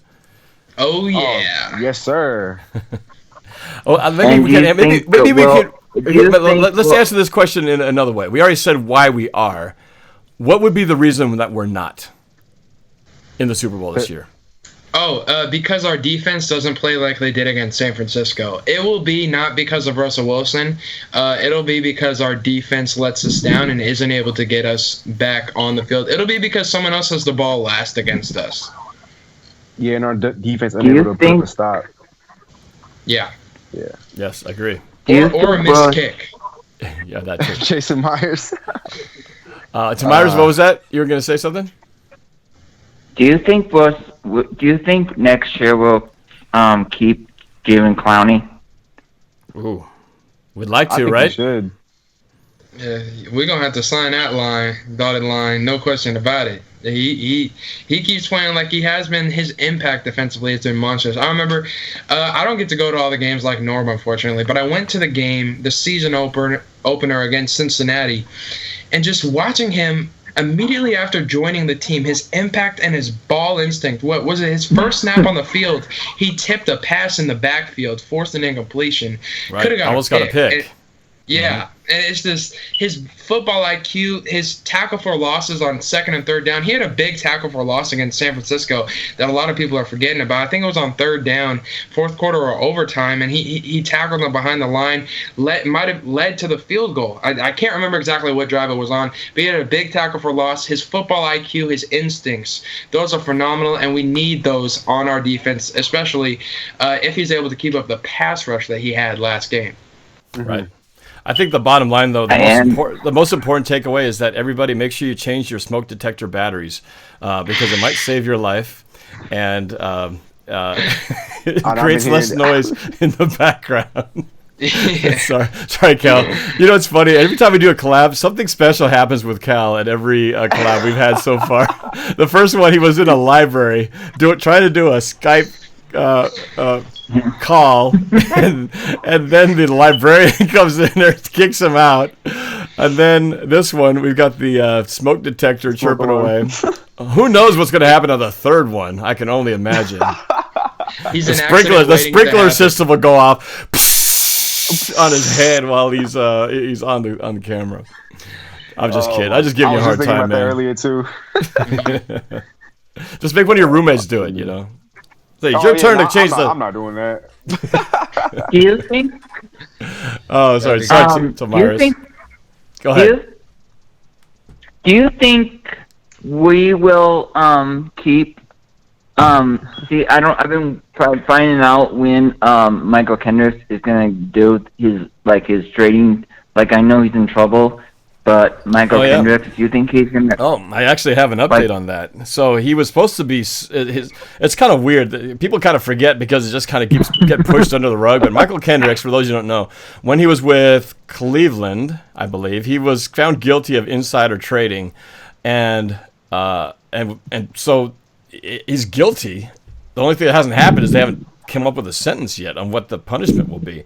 And they've pushed it back, I think, now 4 or 5 times. It was supposed to be back in September, but now it's been pushed back to February. So nothing's going to happen to impact this year. But at some point, after the Super Bowl, I assume that he'll get a hearing and they'll put some kind of a sentence on him. And who knows whether it's going to be they'll throw the book at him or not. But at that point, we'll know what's going to happen to him the following season. So we're good for 2019. The question is, will he be around for 2020? No idea. So, do you think we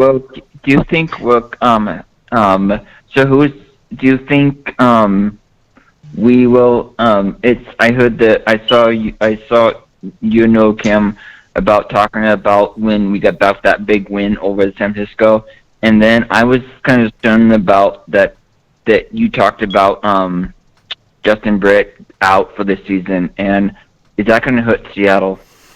Oh, we kind of talked about that. You know, Joey Hunt is the guy. There is no really replacing him, so we just have to kind of roll with him. And I think besides that one play where he got blown up and bull rushed, they kind of, you know, they helped him out. I think they kind of chipped a little bit with the guards kind of helping him. But really, we haven't been talking about him besides that play, which is a good thing. Because if you're not saying an offensive lineman's name, that means he's doing a good job. You only say his name when they're false starting, holding, or letting guys, you know, take people down the backfield. That only happened one time. So, yeah. So I think we're okay. And do you think we're going to be going to the NFC Championship against you got some tough teams like Green Bay, New Orleans? It's like a bunch right now because it's like Green Bay. We're both on a bye right now. Seattle and Green Bay's on the bye, and then I just saw the game against Tampa Bay. The Saints won over Tampa Bay, and I was like totally just like yeah. And it's all a bunch right now. Like it's like a 3-way tie, 8-2 right now. Well, so I'll say this. I think we all said that the Seahawks have what it takes to go to the Super Bowl. Here's the key, though, because Seattle, every time we've had home field advantage throughout the playoffs, what's happened? All 3 times we had home field advantage, all 3 times we went to the Super Bowls. That's a pretty darn good home field advantage. So the key is to get at least the division so we have at least one home game.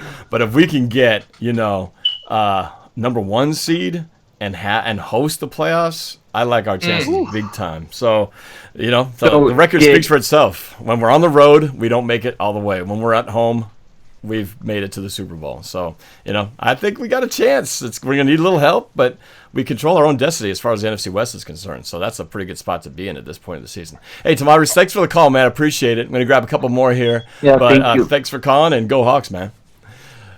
Go Hawks. Hey, I'm going to get I got to get a 49er fan on here. This is a resident visitor on my channel. This is Rohan from San Francisco land. I got to bring him up on here. He's been waiting for a while. Rohan, what's up, man? What's up? This is Rohan, folks. For you guys who don't know, this is the most non-brash, non-arrogant 49er fan I know, who's extremely apologetic, and even when he should be bragging, he's not. So I'm curious to hear what you have to say today on the heels of that win of the Seahawks over the 49ers on Monday Night Football. How you feeling today, man? Oh, well, on Sunday I learned what it's like to be a Seahawks fan. That uselessly close game against Arizona. You guys were fortunate to get that win, man. Yeah, that's usually how your games go as well, if I remember correctly. Yep, that's about right. That's about right. Well, you guys did pull it off, so kudos to you. Congratulations for hanging on to that NFC West lead. You guys almost gave it to us while half our team was on vacation in Hawaii. Yeah. But you guys still got it, so we're still half game or a full game behind? I guess we're a full game behind. Full game now. Yeah, but what's your I got to ask that question I asked the other 49er fan, which is how's your confidence in your quarterback? There's a lot of people, a lot of critics, a lot of analysts out there saying they're not sure if he's the guy. I'm just curious for you. Do you think he's the guy?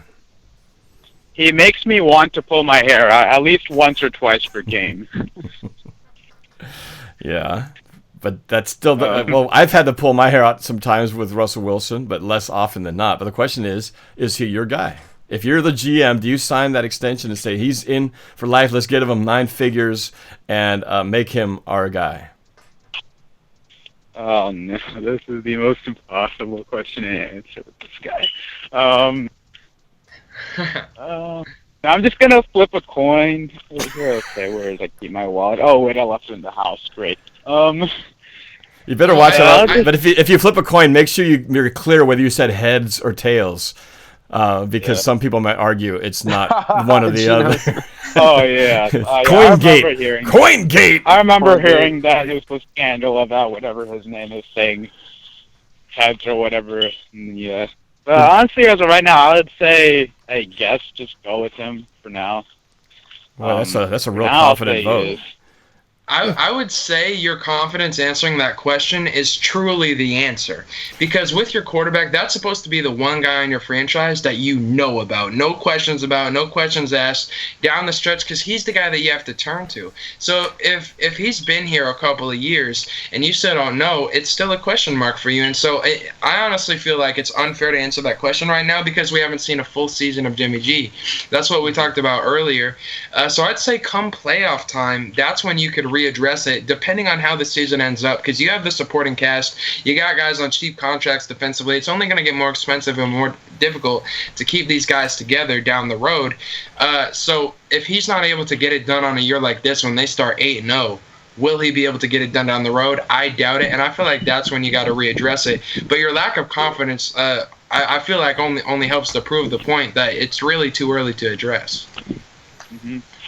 Yeah, it's going to be a pain trying to re-sign all the key guys on defense. Like, in a year we got Buckner hitting free agency. Armstead's hitting free agency this year. He leads the league. He leads the Niners in sacks. It's not even Buckner, Ford, or Bosa anymore.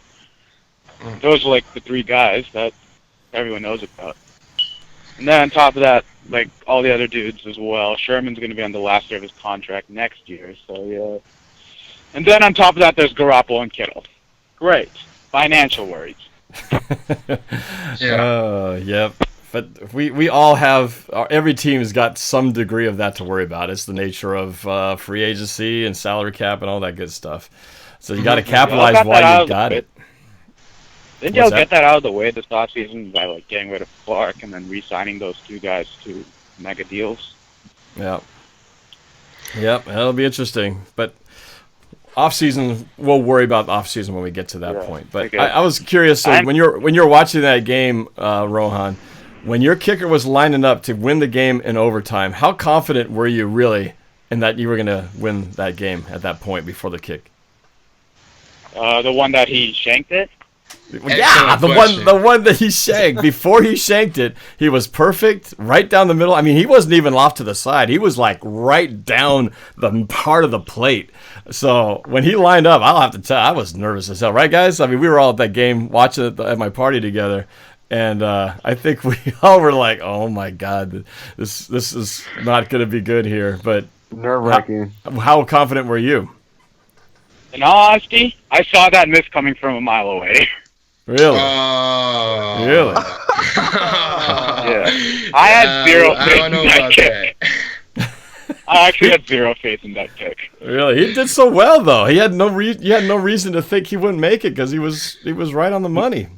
He took it into OT. He took it into OT at a, I think, same distance. Yeah.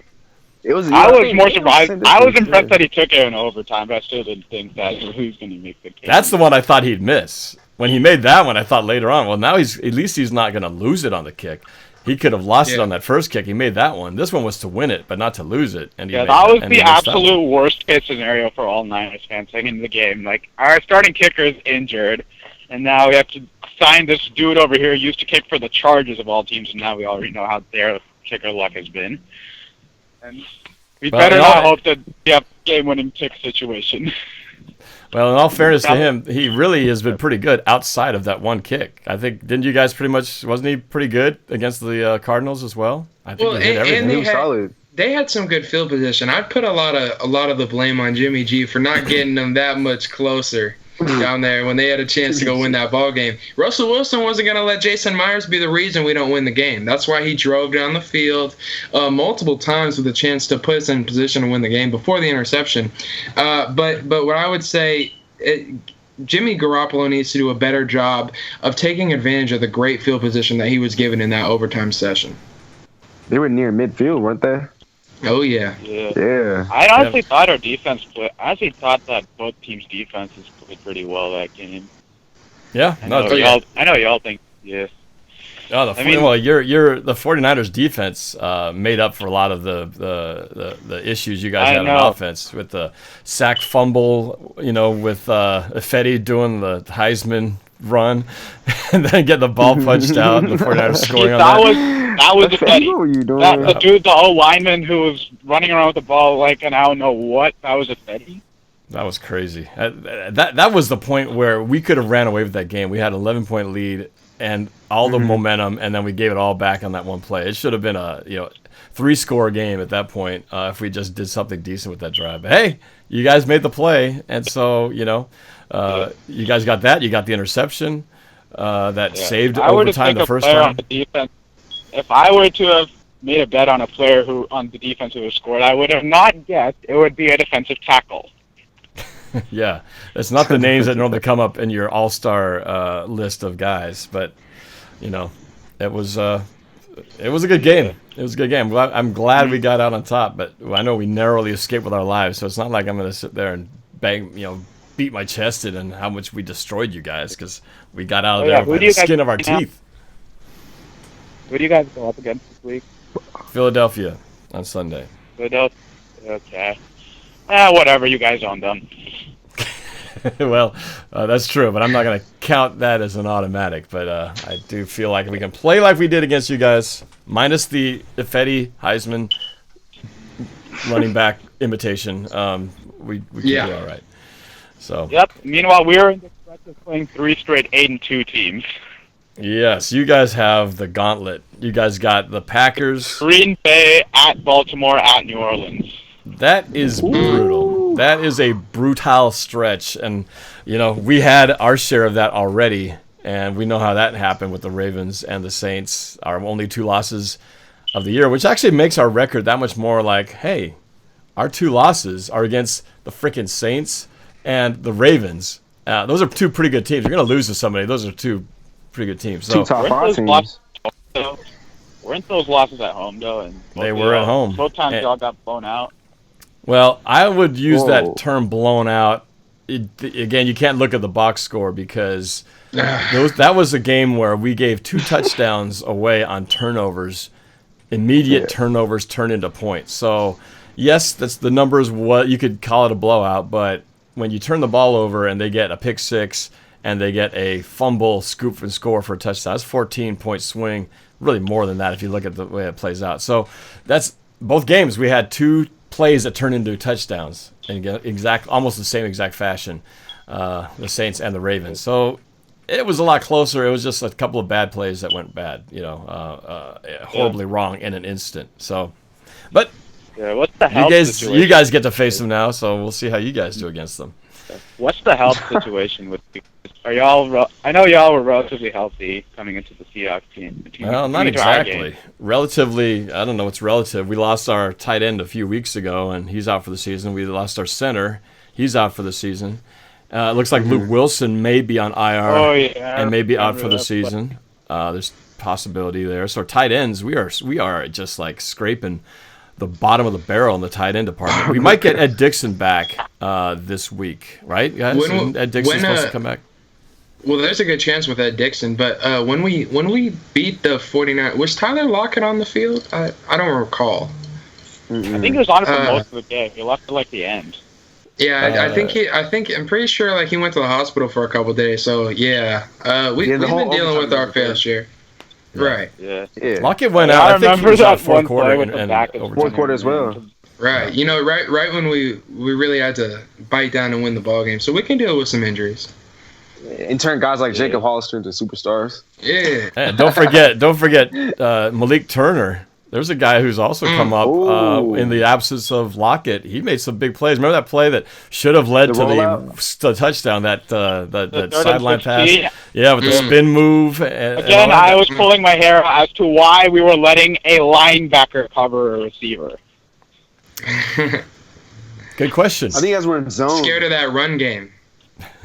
Scared of y'all our did not game. run the ball outside of Wilson's scrambles. Y'all could not run the ball. It's because you had extra linebackers in there. I don't remember the rushing yardage on there. Chris Carson, I don't think he was over 100 averaging yards. like 3.5 per carry. It wasn't that good. Wow. Our run game wasn't effective consistently throughout the ball game, but the 49ers keyed into the run game. That's why our pass game was able to find success down the road. Early on in the ball game, the problem was we had guys open down the field. We couldn't get it to them because our offensive line had breakdowns. Joey Hunt giving up the horrible sack. Key third downs, our offensive line got beat. Joey Hunt dude got run over by DJ Jones. It happened. It happened one time, and then it didn't happen again. So he bounced back. Oh yeah. By the way, the Niners now have about one good edge rusher left on their team. The Niners have one edge rusher left now? Yeah, Nick Bosa. Yeah. That's it. D Ford is injured now. Oh yeah, D Ford's injured. Right.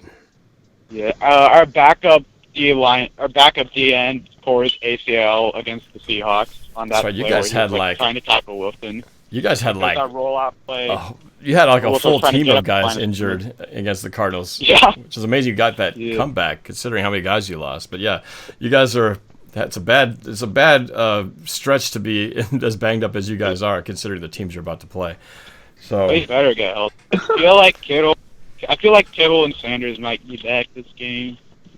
Mm-hmm. No, that would make a big difference. Holding out hope. Yeah, it better not come down to a McLaughlin field goal again, or I'm going to tear my hair off. It's going to come down. It's going to come down to Jimmy G, my friend. The teams know you stop the 49ers running game, force him to throw, and prove that he can carry the team. Now, you guys have done it against Arizona twice, but Arizona's pass defense sucks. So, that's the thing that you're going to have to be able to prove is can Jimmy G deliver when the running game's not happening. It's just like the Jared Goff thing. No Todd Gurley, no running game. What's your quarterback made of? You guys are about to find out in the next 3 weeks. Yeah. So it'll be fun to watch. I can't wait. Yeah. I can't wait. Yeah, it gets real interesting the next few weeks. But great time to be a Seahawk. Yes, that's right. All right, Rohan. Thanks for the insight. Thanks for all the confidence in your quarterback. We'll see what happens. Okay. All right, take it easy, man. Sure. All right, so I think we've got about a few more minutes here before we wrap this up. We got a couple more calls to get to, and then we'll probably final thoughts before we wrap this up. You guys good for about another 10? Yeah. Yeah. All right, let's go to the 402. What's up? Who's this? Where are you calling from? Alex Barbosa from Nebraska. Alex from Nebraska. All right. What's on your mind, Alex? Going down the schedule, Seattle really, if we can win these games, we got a good chance, I guess, to take the lead in the division because, the 49ers have a tough schedule. And you've seen Atlanta. They got Atlanta on their schedule, too. So yeah, and Atlanta's been playing really doing well. Mm-hmm. Finally. Glad they got their stuff together after we played them. But they're not an easy out anymore. Right. Yeah. Yeah. What do you think about this? What's your thought? What's your feeling on this game going against Philly? How confident are you that we're going to get the win there? I'm like a 7, but I mean Philly, they haven't really looked that well on offense. But I mean, I just feel like it's going to be a lot more pressure on them this weekend because they lost to the Patriots. I think they're going to come out as really, really hard. Mm-hmm. Yeah, they're definitely a desperate team. Desperate team right now, trying to keep up with the Cowboys. Yeah. It's scary, it almost feels better as a Seahawks fan if they would have won last week because now they're not as hungry. They're a desperate team. We've seen them be desperate throughout the season. One of the major times they were desperate early on in the year was at Green Bay on Thursday Night Football. Cal talked about it earlier, and we saw how they responded. Yep. So as you guys have mentioned, it's really important heading into this game that we're on our P's and Q's. We're taken care of. We're focused on ourselves. As long as we're controlling the ball, we're not turning the ball over, and we're basically dictating the flow of the ball game.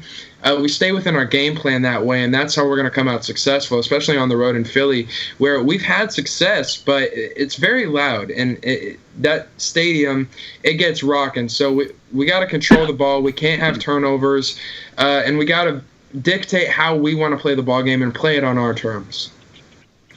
Yeah, I think that's the key, which I always wish for this. If you guys, listen to me enough, I always say the keys to the game, and the Seahawks always let me down on this one. We need to score early and get a lead right off the bat. I say that every time. It never freaking happens. It's always that 7-0, us 10-0. Okay, we got to claw all our way back out of here. We're a second half team, blah blah blah. But in Philadelphia, I think especially because they do have a pretty hostile crowd. But if you can take them out of it early and get them demoralized, I think the noise factor will go down. And really, you want Philadelphia having to play from behind because I think that's going to be the formula to them, exploiting their weaknesses. So I think Seattle's got to get out on top. It'll make things a lot easier for Russell Wilson and company if we can not fall behind and give Philadelphia a bunch of hope and their crowd a bunch of things to get noisy about. Because Philadelphia fans, they're quick to turn on their team too if things start going south. They get pretty pissed off. So oh yeah, you want to get those guys just hating on themselves. But we got to score early and not fall into a hole. But if something tells me we're going to fall behind early, I don't know why. It always happens every single time. Never. Yeah. Have we had the lead? How often have we had the lead early this year? I'd say I count maybe 2 games where we had an early lead on somebody, right? Maybe Arizona and maybe Arizona and maybe the Falcons. Falcons. I think against Pittsburgh. Maybe. No, I thought we were losing to Pittsburgh early too. I remember. Yeah, they were sacking us all over the place. It was ugly, and then even Cincinnati. And Cincinnati hasn't even won a game. We almost lost those suckers. But Saints. There was the Browns. We were down like 16 points or some crazy thing. I was just rewatching that game, looking for highlights for this, best of top 10 plays so far in 2019. I had to research that Cleveland Browns game. That thing was ugly. Do you guys remember how bad we started against that game? That was a terrible game. They got that 70-yard kick return to start it off, and then Nick Chubb busted out for like a 60-yard run. I mean, we were playing like crap. It's amazing we won that game. Anyway, long time ago though. But distant past.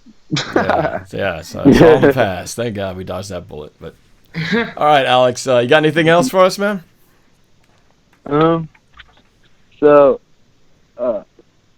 think Seattle can win if we can go without losing a game.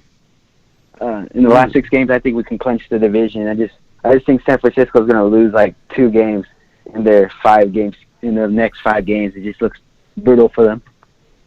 So if they lose 2, that would make the 49ers, they would finish 13-3, right? If they only lose 2 more games. So we can only afford to lose 1 more, and we have to win the head-to-head. to keep the tiebreaker. Yeah. So Yeah. pressure's on, Yeah, man. I know they play the Packers, the Saints, and then the Ravens, and then they play the Atlanta. I just think that's going to be tough because of their injuries and everything. Yeah. Yeah. Yeah, I think of all those games, I think Tracking. the Ravens one's probably the toughest right now. It's hard to picture any team beating the Ravens right now. They're on fire, man. For sure. These guys are on freaking fire. All right, Alex, thanks for the call. Appreciate it, man. Thanks. All right, take care. All right, one final call, and then we'll do wrap up on this thing. So let's go to the 253. One last Washington call right here. Who's this and where are you calling from? My name's Jason Lara. I'm calling from Tacoma, Washington. Okay, and what was your name again? Jason Lara. Jason. All right, Jason from Tacoma. What's on your mind, man? Just wondering what you think about the MVP race, if Russell's got it locked in already, or if it's a tight race between him and Lamar. Well, I think we talked about this a little bit earlier. Right now, Vegas has Lamar slightly ahead of Russell Wilson, coming off that performance. Didn't he throw for like 4 touchdowns and just killed it against the Texans this weekend? So I think that and obviously Russell did not play, so it kind of gave him a slight disadvantage not being able to even try to compete with him on this weekend where Lamar shined. But I think we all agreed, though, that if you take everything in consideration, and statistically speaking, from a passing standpoint, Russell is actually passing the ball better than Lamar Jackson is. It's better, not close. Not close. Better passing rating, the better completion percentage, interception, touchdown to interception ratio. It's just one thing that Lamar's got over him is that he's running like the wind, more running attempts and more yardage. But it's the other factors, the fact that this when you see what he's had to work with and how much he's had to carry the team, I think that's the part that makes Russell the MVP to be sways it in his favor. But I don't know if the voters, whoever votes on this, takes that into account. You know what I mean, guys? Yeah. Yeah. But he's the Vegas odds-on favorite, and that's because he's a pretty player. He's got swag. He's the new trend in the NFL. Don't be surprised when a bunch of new offenses start coming out that run pistol a lot, where they have a mobile quarterback. Lamar Jackson is going to make it possible for a lot of guys to have NFL jobs, at least for the short term, until they figure out how to stop it. Because this offense, it's revolutionary right now. It's a new form, new wave that we haven't seen before. And so I could see why Vegas has them as the favorites, because Vegas, of all places, is showtime. It's showplace, and that's where it's who's the biggest stars, who's the biggest who's the most entertaining, not really who's the most valuable. Most valuable or even the best, you got to say Russell Wilson. I think my 2 cents is this. When it comes to MVP, not only in the NFL, but like in the NBA, they tend to look at narrative. And last year, Pat Mahomes came out of nowhere and there was an explosive offense. It was just something we'd never seen before. And so he went on to win MVP. And obviously he's still doing his thing now. But with Lamar Jackson coming in, it's his second year in the NFL. He was drafted in the same class as guys like Baker Mayfield, Josh Allen, Josh Rosen, Sam Darnold. All these guys were taken ahead of him. Yet he was like the second to last pick in the first round. So, when it comes to narrative, he kind of has the edge over Russ. Now he's leading this revolutionary offense. They're tearing the NFL apart. He's putting up crazy numbers. He's running more than a lot of star running backs in football. And he's just doing crazy things. And so Noah alluded to earlier, he's not better than Russ. He's a lot more entertaining. He's a lot more electrifying. He's Showtime. He's Hollywood. And that's Vegas. Vegas is pretty much the next LA if it isn't already. And so they're looking at that part. I think right now it's still Russ's to lose, but Lamar's making it very interesting. Well, Lamar Jackson, I think you talked about the pistol, and remember what team made the pistol very popular back when he was still relevant? It was the 49ers, man, when Kaepernick was tearing up the place back in 2000. Was it 2012 when they beat the Packers and almost won the Super Bowl? It's 2012. It was when they beat when they went up against the Ravens. The Ravens in Super Bowl 47. And I remember then it seemed like, oh man, how can you stop the running quarterback? But eventually, they did. So it's just kind of funny how these different styles kind of come in style and they fade out of style, and then now it's coming back again. But we'll see. Next year it'll be if he can continue to do what he's doing, but he's going to have to continue to adjust his game because the NFL will figure it out. And Russell Wilson really he's changed his game because Russell Wilson, he doesn't try to run. He's not trying to get into a running contest with Lamar Jackson because he doesn't want to run. He's even said, I'd rather not run the ball. He's always looking to pass, but sometimes he just does it when he has to do it. And again, he's stayed healthy because of it. So again, that's the one risk in the way that he's playing his game is that one bad hit, and that could change everything. So hopefully, he continues to protect himself because I do enjoy watching the Lamar Jackson show.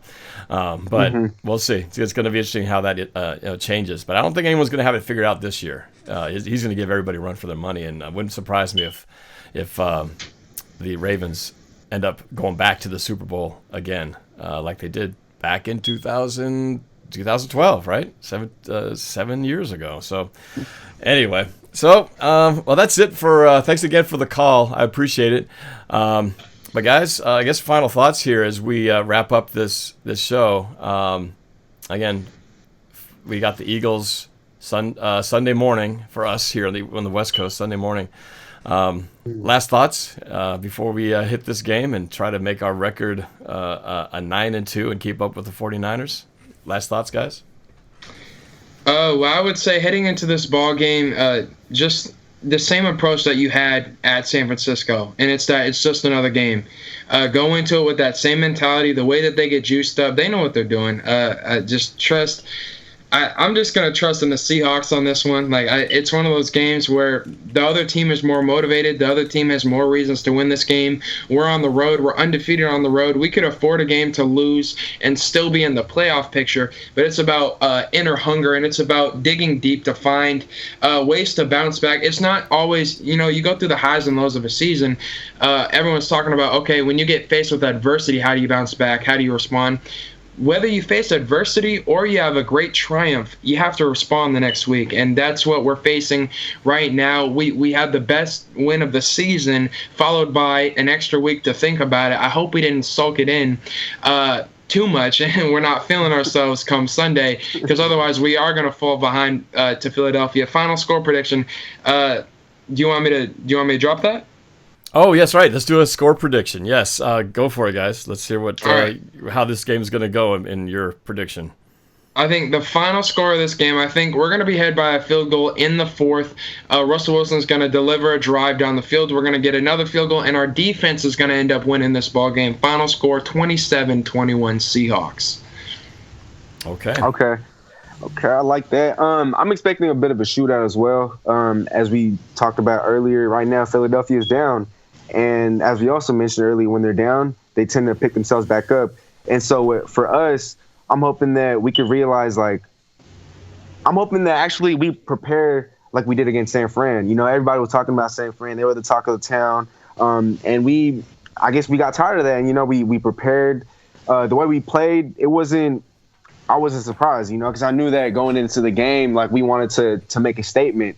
And so I hope that in this game against Philly, we know that they're going to be motivated. We know that they're really going to try to come for us. And, they're at home, we're on the road, and they know that we're undefeated on the road. And they know that that's not really who we are. But I think that in the end, this is going to be a shootout.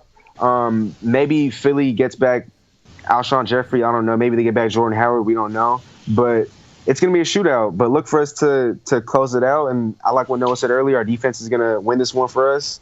I noticed in the last game against the Patriots, the Eagles, they struggled protecting Carson Wentz, and they were taking a whole bunch of sacks. And if our pass rush can continue to play like it did against San Fran, then we have this one in the bag. But I got Seattle taking this one 31-27. Okay. And you guys in the chat, feel free to put your score predictions in there, and we can all compare notes after this Sunday. But so I got to go back to my prediction. As you know, from my 2019 music prediction video, I predicted all these games way back in early September, having no idea how it's going to turn out. And by some stroke of luck or brilliance, I'm not sure which one, the record I predicted is exactly right on, 8-2 at this point in the game of the season. However, when it came to this game, I predicted it way back that we were going to lose in a tight one, 20-17.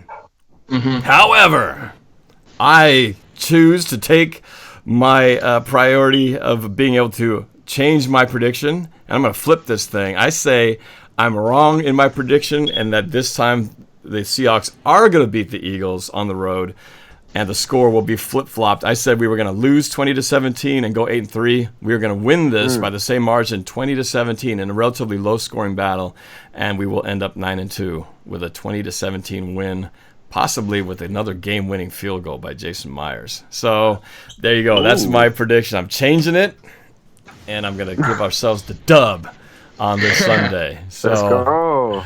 Yeah, I hope you're right. I hope you're right. I hope we're all right. I hope so too. Yeah. All right. Well, that's it. So I want to just say thank you to everybody for tuning in, for watching, for chatting, and for those of you who called in. And, of course, for my special guests, Calvin Domingo at Steezy Way on social media and Noah Boelter at DJ Squabo. You guys do have a podcast. Do we have a podcast to shout out here? Or do they just look up your social media? Well, I call it Squabo 66. We upload it on Thursdays. I go through NFL betting odds and make 6 predictions every single week. This week is going to be a special edition, a little bit longer, so we'll figure out what's going on with that. But Squabo 66 is on Anchor.fm. Squabo 66, like the number 6? Oh, yeah.